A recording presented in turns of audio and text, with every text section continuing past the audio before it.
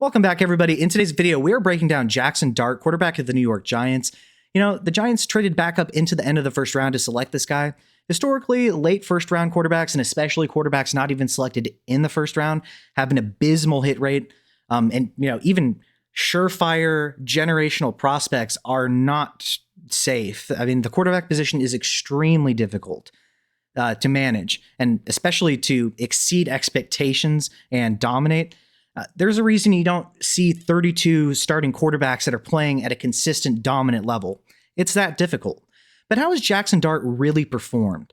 Well, we're going to take a look at some of his advanced stats, take a look at his situation, and then break down some film to get an honest assessment of what we have seen from Jaxson Dart, whether he will continue to perform at this level, and potentially if he can grow. Watch to the end of this video, and you should have a pretty good idea what we're really seeing from Jaxson Dart. All right, let's take a look at some advanced stats here. I took a look at quarterbacks from weeks 4 through 7 with at least 85 plus dropbacks. These are PFF stats. There were 32 total quarterbacks in the sample size. PFF gave him a passing grade of 57.6. That's tied for 26 in the sample size. So according to them, he is not playing quarterback at the highest level. His adjusted completion percentage, which takes away those, throwaways where you're just trying to get rid of the ball. There's nothing there. It's not as though, you're just wildly missing a pass, right? But 70.6% is 27th. His yards per attempt of 6.7 is tied for 21st. That just means being 21st that, the amount of yardage that he's generating from his throws compared to the amount of attempts that it's taking him to do so is not the best ratio. We'll talk about the situation, though, in a minute. His 7 passing touchdowns is tied for 7th in this time span. I think that's impressive. His 3 interceptions are tied for 7th highest as well. Given the situation, it's not particularly surprising, and especially the game script that they've had at times where they've needed to throw more throws. Rookie quarterback in his first couple starts, questionable supporting cast, that's going to happen. His big time throw percentage of 4.6% is 15th, middle of the road there. Definitely could be higher in my opinion with a better situation. Turnover worthy play percentage of 3.8% is 9th highest. You definitely want that down. That's not an astronomical number, but less than 3% would be very good. His turnover or his dropped pass percentage rather of 7.8% is 6th highest. Now, I think supporting cast is playing a big factor there, but ball placement and just general accuracy and rhythm and hitting your landmarks is definitely a factor here that we need to consider. We'll see what the film says though. His pressures of 52 in this time span is 8th most. The offensive line isn't remarkable by any stretch of the imagination. Thomas, their left tackle, is a very good tackle. He's had his health issues. Now, he has fortunately been back when Jaxson Dart's been playing. That is a huge boon to their running game and especially their pass protection. His pressure to sack ratio of 23.1% is 6th highest as well. We want quarterbacks to be able to escape these pressures, get the ball out at the very least if you can't hit somebody. These sacks just kill drives, kill offenses, and make it really hard for you to stay competitive in games, especially against better competition. And his time to throw of 2.98 seconds is 8th highest as well in the sample size. Ideally, you would be getting the ball out immediately, but that's not a worrying number in my opinion. Ideally, though, he'll get that drop down just a little bit. But also, the types of plays in which you run can affect that. If they're running, deep play action, deep hitting routes by the receivers, you're going to hold on to the ball longer because you have to let the routes progress. So once again, context does matter with basically every one of these stats. Taking a look at some more advanced stats, Jaxson Dart's 8.0 air yards per attempt ranks 11th among quarterbacks. That is suggesting that he in general is attacking vertically down the field. We do like to see that. We don't want these check down merchants if we can help it. His escape rate of 1.1% is 30th, suggesting he's staying in the pocket, going through his progressions. His protection rate of 91.4% ranks 2nd. That's the Giants' ability to protect him for at least 3 seconds on any given play. But that is interesting because if you look to the right of that, the Giants as a whole per PFF, their pass blocking grade is 24th in the NFL, suggesting that as a whole, they're not doing a particularly great job. Their true completion, or his true completion percentage of 69.1%, which takes away needless throwaways, is 25th. Not great, but there's a lot more that goes into that, such as the environment, specifically the pressures by the offensive line, the talent you have in terms of the pass catchers. There's a lot, and obviously his own ability to throw plays a factor, and it's going to with a lot of these stats. His deep ball completion percentage, same thing I just mentioned, 18.2% is 32nd, But there's a lot more that goes into that than just his talent and his ball placement. The receivers have to get separation. They have to actually make a good play on the ball, catch it. It's not entirely on him. His pressured completion percentage, this is interesting. If you take a look at 16.7%, that's 35th, suggesting that when he gets pressured, he is not completing passes at a very good rate. His play action percentage is 25.8%, which is 35th, suggesting that on play action passes, the passes are not getting completed at a high rate at all. His red zone completion percentage, same story, 46.7% is 26th. But take a look to the right. You have clean pocket completion percentage. So when they are protecting him, his 74% is 8th among quarterbacks. That's impressive. And then his blitz completion percentage of 67.9% is 9th as well. So when you, according to these stats at least, when you actually give him a clean pocket, he's getting the ball out and getting it completed. And when he's getting blitzed, he's also getting the ball out and getting it completed. Both of those things are very encouraging. Now, his completion percentage versus man of 62.2% is 20th among quarterbacks, and his completion percentage versus zone of 68.2% is 23rd as well. There, once again, as I've mentioned, is a lot more that goes into that than just his actual ability to help that. But his passer rating versus man of 94.4% is 19th, which is significantly better than his passer rating versus zone of 81.8, which is 28th. This is suggesting, and like it is a lot of quarterbacks, that he excels a little bit more against man coverage and maybe has a little bit more of an impediment in the sense of diagnosing zone and knowing where to go quickly with it, which is understandable for one of these rookie quarterbacks, right? The NFL throws some wild looks at you at times. But his catchable rate versus man of 73% is 8th. That's his ability to put the ball at least a catchable area for his receiver when he's throwing the football. That is very good. And his catchable rate versus zone of 75% is 22nd. So once again, a huge split in his success versus man versus zone. And this really is quite common with rookie quarterbacks. It's a lot easier for them to hit a guy in man coverage than have to sit there, figure out what the defense is in and where he's going to want to get the ball out to quickly versus zone. And I want to give a special shout out to my Patreon members. Thank you to Big Hunt, SP, Mage Jack, Infamy MTG, AOYOB, and The Dawn.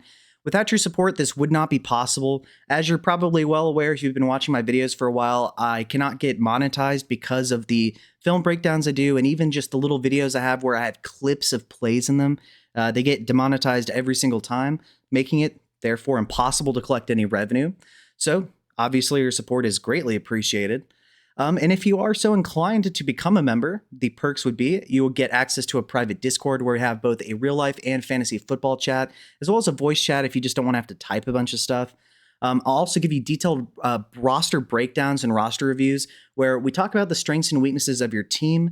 Then we kind of break it down further by looking into the scoring settings themselves and the starting lineup requirements to help you build the best team to help you dominate for years to come. In both Dynasty and then in Redraft, obviously, I'd help you with a good solid game plan, especially if you know where you're drafting from. Then also give you detailed trade advice based on your specific league settings to help you dominate. Also give you access to private live streams and the ability to not only see videos at least one day early, but also the ability to suggest videos that you would like to be created. So if you would like to support the channel, I would really appreciate it. If not, just please like and subscribe. Let's get back to the video. All right, so taking a look at our first play here, this is going to be from week 4. What you're going to get is you're going to get this receiver on the bottom spotting up. You're going to get a dig by Neighbors. You're going to get a dig from this boundary receiver. You're going to get a wheel from the slot. And then you're going to get a quick out right here. As far as the defense, they're going to be in cover 4. So you're going to have quarters coverage, aka 4 deep defenders here, with your underneath coverage right here. On this play, I'm very impressed with Jaxson Dart because not only is he going to step up in the pocket, he's going to keep his eyes downfield, and he's going to hit a very narrow window throw here to Malik Neighbors, which on the surface you might think the ball placement isn't great, but I'm going to show you why, at least in my opinion, this was very impressive. So he gets the pass, he's looking for Neighbors, so he's going to step up to create some room for himself, but you can see he has his eyes downfield. Neighbors is going to throw his hand up, and Dart is going to throw it in between these two defenders to Neighbors. And yes, he's going to have to get down on the ground to corral this football, but to step up in the pocket, to keep your eyes downfield, and to complete this throw to Neighbors in your first start, this was a very impressive play in my opinion. All right, taking a look at the second play, this is going to be a negative. You're going to have a smash out concept where you have Neighbors running a corner. The underneath wide receiver on that boundary is going to run an out route. And then after chipping the edge, the tight end is going to head out to the flat. This is a half field concept. The running back is going to leak out over the middle of the field as an outlet if things were to go awry for Jaxson Dart. As far as the defense, it looks as though it could potentially be a cover 2 man. This is actually going to turn into a cover 3 where you're going to have your 3 deep third defenders. You're going to have a robber underneath, and then you're going to have your flats and your middle of the field coverage here. But theoretically, this is going to open up a window for Jaxson Dart to be able to throw this football because the safety is going to retreat from this hash into the middle of the field initially because, he's covering the center of the field and this is the robber underneath. On this play, though, Jaxson Dart is not going to keep his eyes up after not getting the best protection, but I still think it was good enough to get an outlet out. So as you can see, he's going to hike the football, and this is going to stretch out the defense. So you see that the flat is already open. Now, you don't want to just immediately take the 2 yards every time. You do want to see if you can, get the ball down the field, right? Now, at this point, he is being pushed back. There is starting to be some edge pressure, so I understand that he's not going to be able to just sit in the pocket. Neighbors is going to find an opening in the zone here because this defender is going to match up with this receiver. But to be fair to Jaxson Dart, he's not going to have time for that to develop, and blindly trusting and throwing when you don't know whether this defender is going to cover Neighbors or the out route underneath would not be a smart decision. So fair to him on that, right? So what he's going to do is step up in the pocket. Now right here, I really wish he would have looked forward and seen the outlet underneath. What he's going to do though is try to run around in the pocket. It's just not going to work. And he's going to end up getting sacked because of it for a loss of 3 yards. So once again, the initial concept in which they were trying to run just was not going to work because of the pass rush on this play, even though technically if he had gotten a little bit better protection, it would have worked out for him. But I really wish he would have noticed Scadaboo as the outlet here and gotten the ball out instead of getting sacked.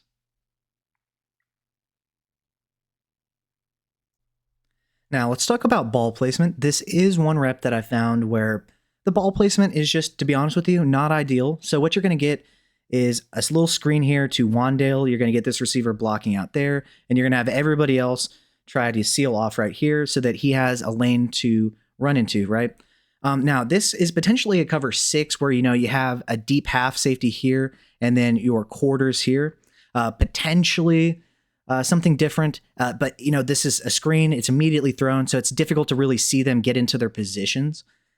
But here is a ball placement issue. So Wan'Dale Robinson, I'm sure you're well aware, is not the tallest guy, right? I believe he's 5'8". So you can't really throw the football quite as high as you can with guys who are just a little bit taller, right? And the ball placement on a screen is so important because you have to get the ball to your guy before the defense can react and close up the lane, right?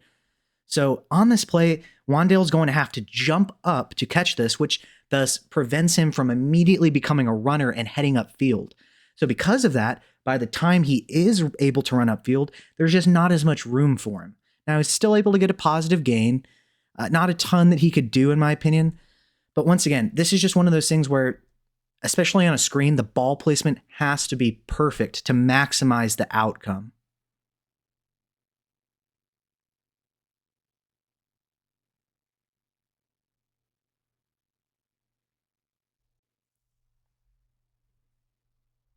Now, let's talk about ball placement. This is one rep that I found where the ball placement is just, to be honest with you, not ideal. So what you're going to get is a little screen here to Wandale. You're going to get this receiver blocking out there, and you're going to have everybody else try to seal off right here so that he has a lane to run into, right? Now, this is potentially a cover 6 where, you have a deep half safety here and then your quarters here. Potentially something different, but, this is a screen. It's immediately thrown, so it's difficult to really see them get into their positions. But here is a ball placement issue. So Wan'Dale Robinson, I'm sure you're well aware, is not the tallest guy, right? I believe he's 5'8". So you can't really throw the football quite as high as you can with guys who are just a little bit taller, right? And the ball placement on a screen is so important because you have to get the ball to your guy before the defense can react and close up the lane, right? So on this play, Wandale's going to have to jump up to catch this, which thus prevents him from immediately becoming a runner and heading upfield. So because of that, by the time he is able to run upfield, there's just not as much room for him. Now he's still able to get a positive gain, not a ton that he could do in my opinion. But once again, this is just one of those things where, especially on a screen, the ball placement has to be perfect to maximize the outcome.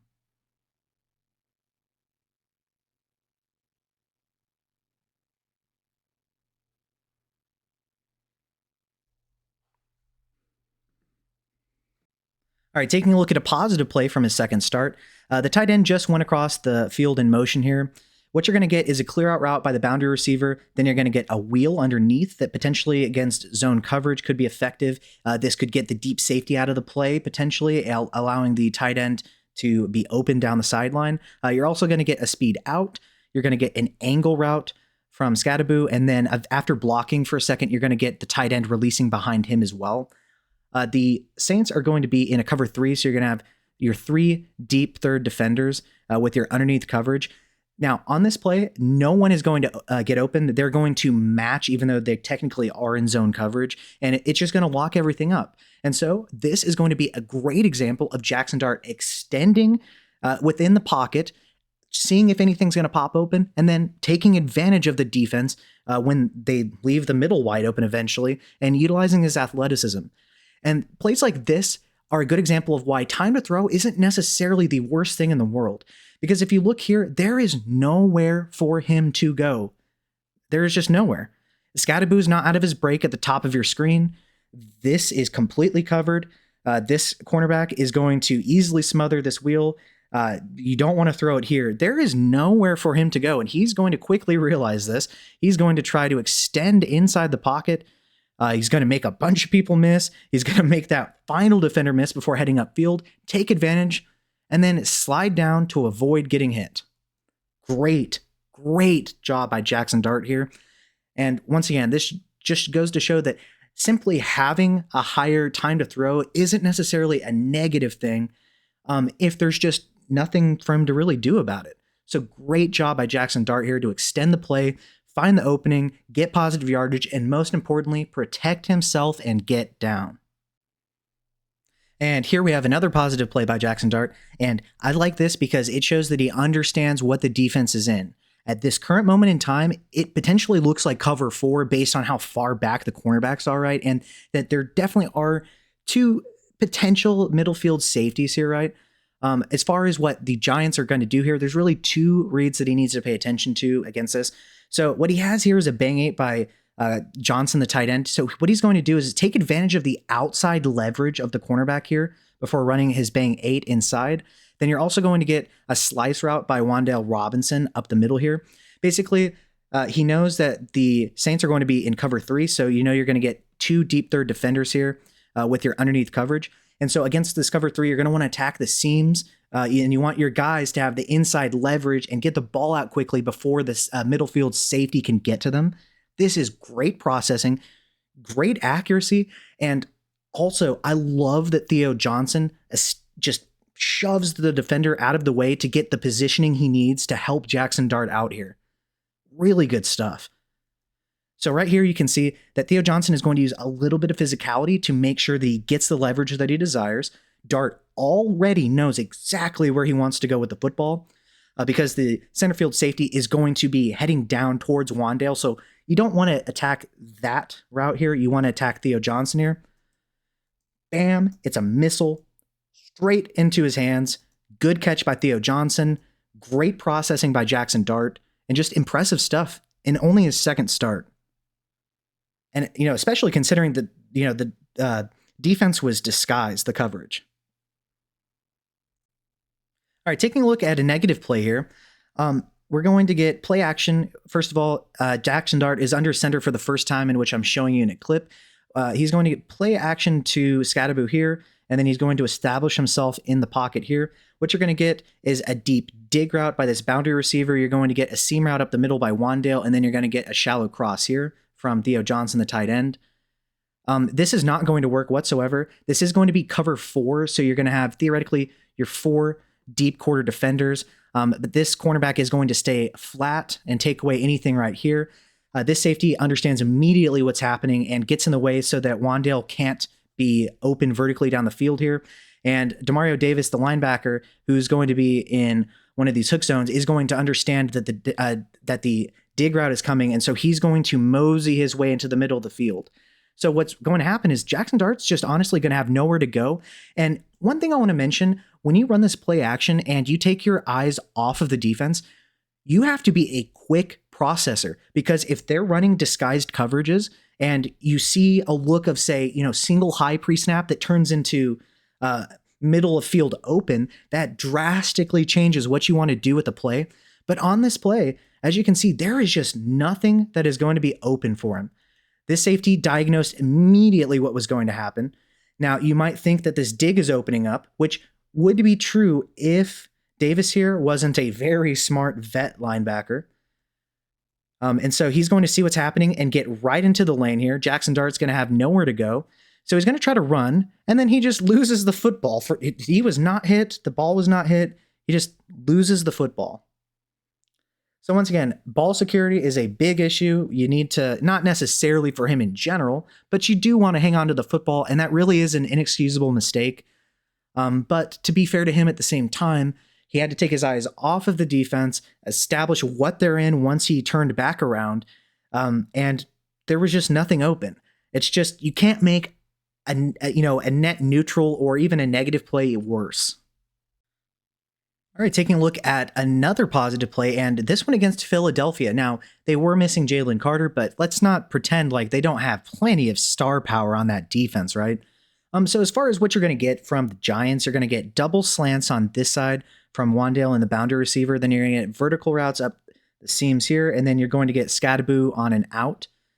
As far as what the Eagles are doing at this current moment in time, it looks like cover 2 man based on the alignment. It's going to be tricky, though, because they're going to turn that into cover 1, where you're going to have a hook zone linebacker here. You're going to have a middle of the field safety right there. And then you're going to have man coverage throughout as the safety drops down to cover the tight end here. And you're going to get man coverage there as well. Now, on this play, the pass rush is going to get home. There is going to be nothing open. And watch what Jaxson Dart does, especially once he actually gets into the open field. This is really impressive stuff. This is not a joke defense that he's working against here, and they are blitzing him. So right now, there is nothing open. Scadaboo hasn't even made a break yet. This is not an option. Wandale has no separation. I guess you could try to drive this ball in here, but at this current moment in time, the trajectory isn't going to be the easiest for him, and he has guys bearing down on him. So once again, as I've said and shown you multiple times already, there is nothing open, and watch what he's going to do. Whoop, heads up into the pocket. All right, right now, there's nothing really for him to do. I guess he could try to throw it to this receiver, but he's right in his hip pocket, the defender, so probably not going to work, and there's just really nothing else. So he's going to juke the crap out of this linebacker here. Look at that. His ankles are somewhere still there, probably on the field. Take advantage, get his speed going. Easy walk-in touchdown for him. This play was incredibly impressive live, too. Really good stuff by Jaxson Dart, especially against a very menacing Eagles defense, even without Jalen Carter. And on this play, once again, against the Eagles, so a formidable defense, we have a bit of good and bad. So as far as what the Giants are doing, you're going to get crossers over the middle from from the receiver and the tight end in the slot. You're going to get a vertical route deep down the field. You're going to get Scadaboo leaking out into the flat, and then this tight end is going to be an outlet as well. So Wandale Robinson is going to find himself wide open on this crosser. What the Eagles are going to be doing is cover 3. So you're going to have your 3 deep third defenders. You're going to have a hook zone linebacker, and then you're going to have your flats right here. So there is going to be an opening in the zone coverage. Now, while he recognizes this, and that's great, look at the ball placement. So, as you can see, Wandale has a bunch of separation. This cornerback is completely covering this wide receiver, so he's not going to be part of the play. The deep middle field safety is way out of the play as well. This is wide open. Look at the ball placement. It's behind him. and really, if the cornerback had been looking, man, that could have potentially been intercepted. Maybe it gets there just a fraction of a second in time, but the ball placement doesn't lead him forward, allows for no yak, and is very close to the defender as well. So a bit of good and bad. Ooh, I would have liked that to have just, well, really quite a bit more zip, if I'm being honest. But nonetheless, it was still completed. Not everything is perfect, but that's just an example of where the ball placement really could have helped the receiver get a ton of yak. All right, and one thing I want to mention before I explain this clip is Jaxson Dart has had a brutal stretch of defenses to begin his career. The Saints are by far the worst defense in which he's played. Okay, cool, one game. The Chargers defense is no joke. The Eagles defense without Jalen Carter is still no joke. Now he's playing Denver. This is serious competition. He has looked fantastic, especially when you contextualize it that he doesn't have his number one receiver in Malik Neighbors. He's working with well below average skill position players besides that, and he's faced really tough defenses, man. So on this, what we're going to get is a dig route by Wandale. You're going to get Bellinger heading vertically down the field, and then you're going to get Theo Johnson on a wheel, a little bit of a delayed wheel underneath. What you're going to get from the Broncos is cover 3, so you would have 3 deep third defenders here, and then your underneath coverage in your flats. Now, this play is initially not going to work, but what you're going to get is this cornerback on the outside and Hufanga both allow Bellinger to get behind them. This is a big problem if you are the Denver Broncos. You cannot abandon your responsibility. And so once again, this is Jaxson Dart taking his eyes off of the defense. Now, there is not going to be anything open. This hook zone is going to be right in the way of Wandale, so that's not going to happen. At this current moment in time, Theo Johnson is not going to be open because this cornerback is going to see that all the way. And then, while yes, Bellinger is going to end up getting open, this should not work if they being the Broncos adhere to their responsibilities on defense, right? But Jaxson Dart is not going to have time to hit this, so he's going to have to step up in the pocket, evade the rush. But look at what he does. He keeps his eyes downfield, sees the mailbox, his hand up, right? Look at this. Beautiful. And that is a dart from Jaxson Dart. Great pocket management.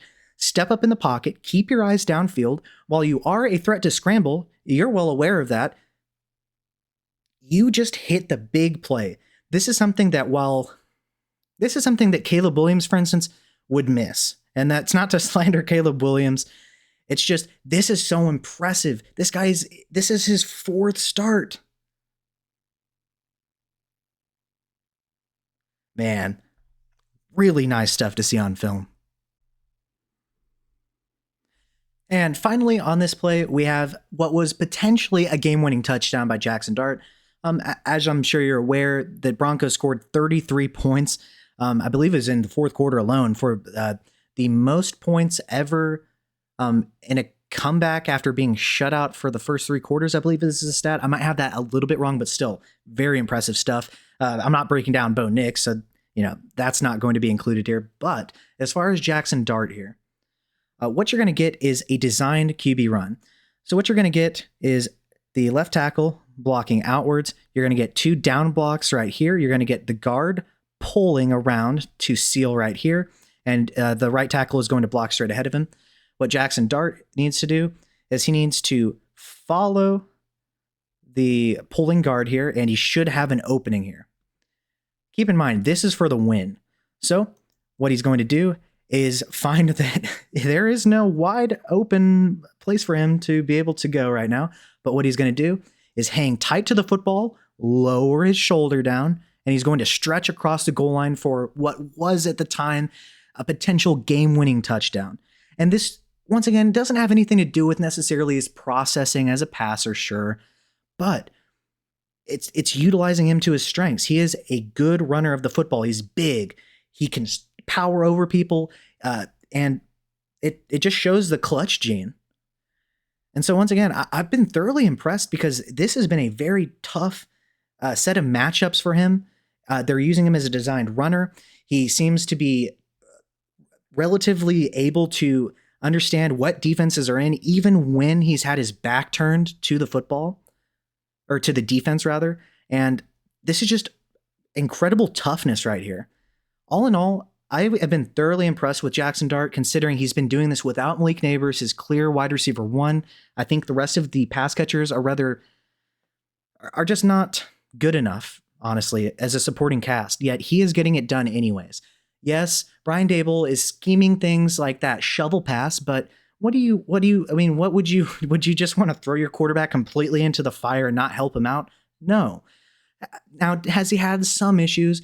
For instance, the fumble against the Saints where he just dropped the football without being touched. Yes, that's an issue.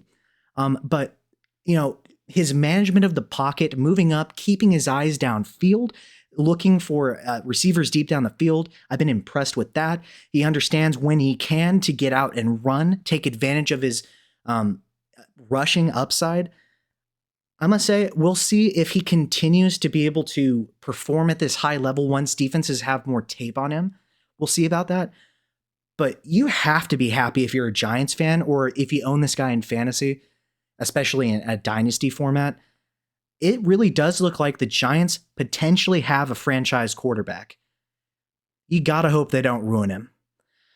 So anyways, what do you think? Have you been as impressed with Jaxson Dart as I have? Do you think there's anything potentially that I didn't even mention in this video that's an issue?